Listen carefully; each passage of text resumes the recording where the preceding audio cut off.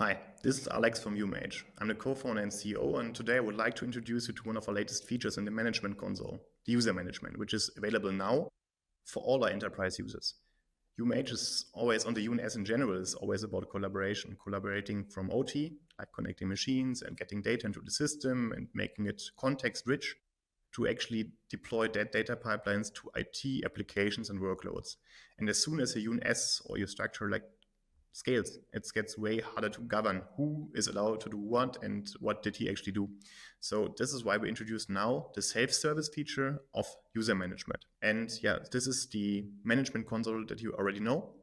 And we redid a little bit the sidebar on the left here to incorporate now also the user management button.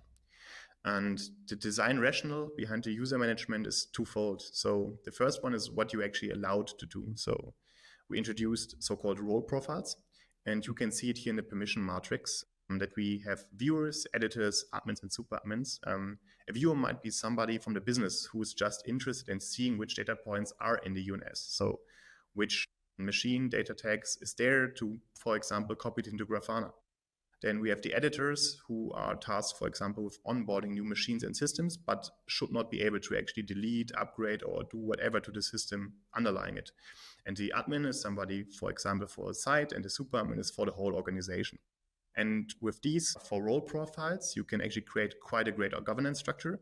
And also later this year, there will also be the feature following to create your own role profiles depending on which type of requirements you have. We have quite fine granular amount of permissions. And so you can see there's a lot of options in here and a lot of granularity. This was part 1, and now part 2, let me just show it to you. So first thing first, let's give him a name, give him an email address, which is the identifier. And now, like I said, you can select a role profile. Is he a viewer from the business? Is he an editor from automation, or an admin who is actually tasked with a lot of things on maintenance? Let's say he's an editor. And now the next great thing is we're like really obsessed with the ISO 95 structure across everything that you do in UMH. So every data point gets a structural point on location in ISO 95. Every connection and machine interface gets that. Every instance gets that. Therefore, like everything that you do and see in the UMH is linked to ISO 95, and you can now use that structure to limit the scope of what somebody can do. So you give him a role editor, which now says he can do certain things.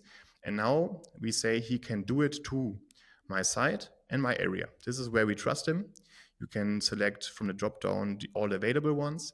But now let's say this is the ones where he's now able to do stuff on top of. He's not allowed on any other than these specified areas.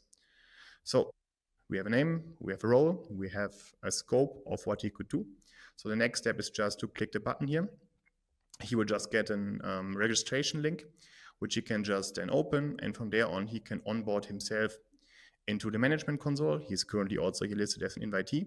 And yeah, feel free to get it now, on all available on the enterprise plans.